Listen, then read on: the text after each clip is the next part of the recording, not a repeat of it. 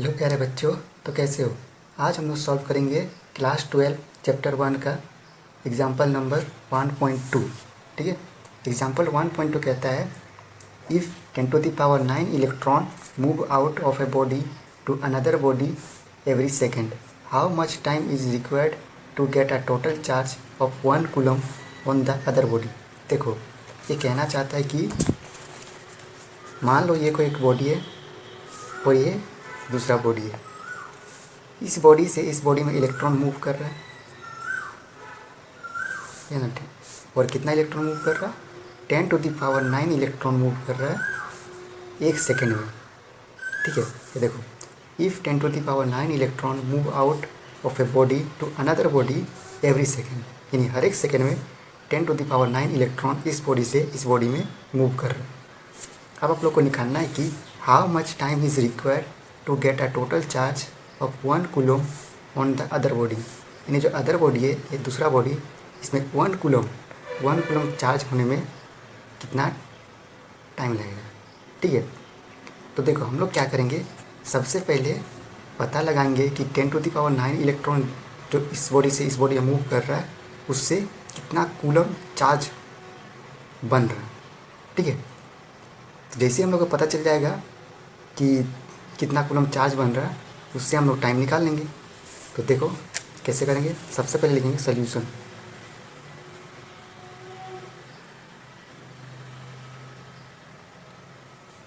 Solution में लिखेंगे given, जो गिवन में दिया हुआ है वो लिखेंगे कि 10⁹ electron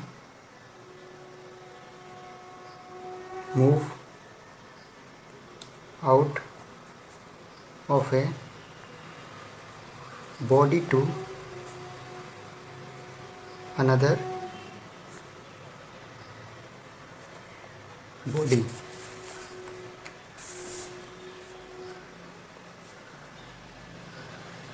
Q is equal to n e. ये जो Q is equal to n e है ना, ये चार्ज निकालने का फॉर्मूला होता है। ये आप लोग पढ़े होंगे इसी चैप्टर में। Q is equal to n e, quantization of charge में ये फॉर्मूला आता है। ठीक है, तो यही फॉर्मूला का यूज़ करके हम लोग Q निकालेंगे। ठीक है, जहाँ जो Q होता है ना, ये होता है चार्ज, कि इससे कितना चार्ज प्रोड्यूस हो रहा है, मतलब कितना चार्ज बन रहा है। तो 10⁹ इलेक्ट्रॉन इसमें मूव कर रहा है ना, उससे कितना चार्ज बन रहा है। ठीक है, N होता है नंबर ऑफ इलेक्ट्रॉन और E होता है चार्ज ऑन इलेक्ट्रॉन, जिसका वैल्यू होता है 1.6 इंटू 10⁻⁻19 कूलम। ठीक है, अब वैल्यू पुट करेंगे N, ये N जो 10⁹ इलेक्ट्रॉन दिया है ना, ये नंबर ऑफ इलेक्ट्रॉन है। या 10⁹ इंटू ई होता है चार्ज ऑन इलेक्ट्रॉन, इसका वैल्यू है 1.6 इंटू 10⁻⁻19 कूलम। इसको सॉल्व करेंगे तो आएगा 1.6 को 1.6 से लिखेंगे, इसको और इसको देखो, जब बेस सेम होता है ना तो पावर ऐड हो जाता है। तो 10⁹ और 10⁻19 में 9 और 19 को ऐड करेंगे तो आएगा 10⁻−10 कूलम।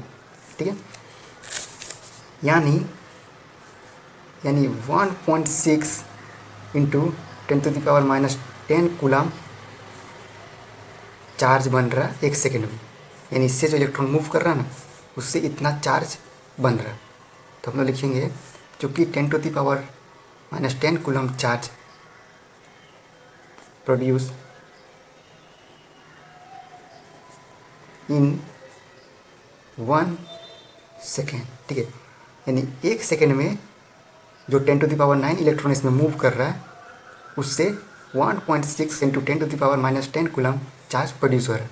अब बताइए कि एक सेकेंड में अगर इतना चार्ज प्रोड्यूस हो रहा है तो एक कूलम चार्ज प्रोड्यूस होने में कितना टाइम लगेगा। इसको 1 से डिवाइड कर देंगे, है कि नहीं। लिखेंगे therefore 1 coulomb charge produce in 1/1.6 into 10⁻−10 second. ठीक है, जिसको समझ में आया अच्छी बात है, और जिसको नहीं समझ में आया वो सुनो। मान लो कि तुमको 40 बुक पढ़ना है, मान लो कि तुम 40 बुक पढ़ते हो 20 दिन में, तुम 20 दिन में 40 बुक पढ़ते हो, यानी डेली तुम 2-2 बुक करके पढ़ते हो, है कि नहीं? तो कैसे निकालेंगे? तो 40 को हम लोग 20 से डिवाइड कर देंगे, निकल जाएगा। सेम इसी प्रकार कि 1.6 इंटू 10⁻⁻10 कूलम चार्ज प्रोड्यूस होने में 1 सेकंड का टाइम लगता है, तो 1 कूलम चार्ज प्रोड्यूस होने में कितना सेकंड का टाइम लगेगा? तो उससे 1 सेकंड से डिवाइड कर देंगे, ठीक है। अब देखो 1/1.6 इंटू 10⁻⁻10 सेकेंड, ठीक है। इसको नीचे से ऊपर ले जाएंगे तो ये होगा 10⁻+10, ठीक है। जब भी किसी को नीचे से ऊपर ले जाते हैं ना तो वो साइन चेंज हो जाता है, ठीक है। अब यहाँ 1.6 सेकेंड।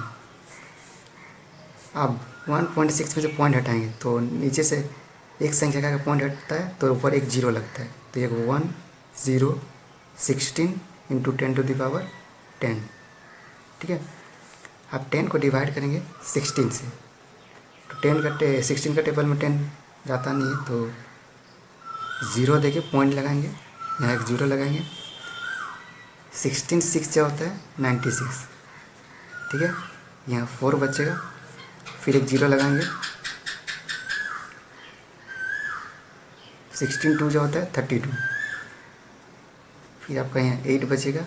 16 5 जो होता है, फिर एक 0 उठाएंगे। 16 5 जो होता है 18, ठीक है।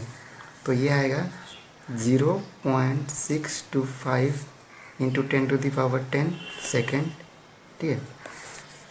अब देखो पॉइंट के पहले 0 नहीं होना चाहिए, पॉइंट के पहले कोई भी नॉन जीरो डिजिट होना चाहिए, जैसे 1 2 3 4 5 6 7 8 9, ठीक है। तो क्या करेंगे हम लोग, इसको राइट साइड ले जाएंगे, ठीक है। तो ये पॉइंट से पहले 6 हो जाएगा और 6 नॉन जीरो डिजिट है, ठीक है। देखो तो इसको एक डिजिट अगर राइट साइड ले जाएंगे ना तो इससे पावर में एक माइनस होता है, ठीक है। तो ये होगा 6.25 इंटू 10⁻9 सेकेंड,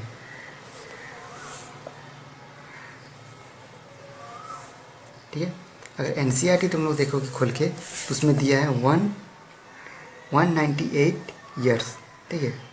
तो उतना सॉल्व करने की ज़रूरत नहीं है, इतना कर देंगे ना उतना ही काफ़ी है, ठीक है। ये देखो इसमें दिया हुआ है 198 ईयर्स, ठीक है। तो यही है 6.25 इंटू 10⁻⁻10 10⁻9 सेकेंड, ठीक है। वही हम लोग निकाले, उसी का आगे सॉल्व किया वो लोग और 198 ईयर्स निकाले, ठीक है। तो इतना सॉल्व कर देंगे तो हो जाएगा।